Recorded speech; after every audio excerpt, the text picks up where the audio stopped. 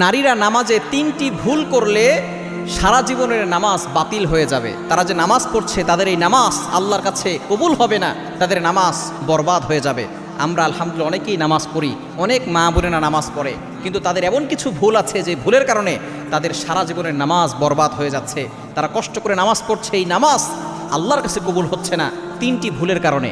Number 1 number হচ্ছে, নারীরা যদি এমন হিজাব পরে যে হিজাবের পরেও তাদের চুলের কোনো অংশ বের হয়ে থাকে, তাহলে কিন্তু তাদের নামাজ আল্লাহর কাছে কবুল হবে না। অবশ্যই চুলটাকে ভালো করে ঢেকে রাখতে হবে, শুধুমাত্র মুখমণ্ডল দেখা যাবে, এছাড়া চুল যাতে করে বের না হয়ে যায়। অনেক মা বোন তো এমন আছে শুধু নামাজের সময় না, তারা বাহিরেও চুল খোলা রেখে তারপরে হাঁটে। নবীজি সাল্লাল্লাহু আলাইহি ওয়াসাল্লাম জানিয়ে দিয়েছেন, যদি কোনো নারী একটা চুল পর পুরুষকে দেখায়, ওই একটা চুল 70টা সাপ হবে। এক একটা সাপের মাথা হচ্ছে উটের মাথার মতো, এক একটা সাপের দেহ লম্বায় হবে সুপারি গাছের মতো, মোটায় হবে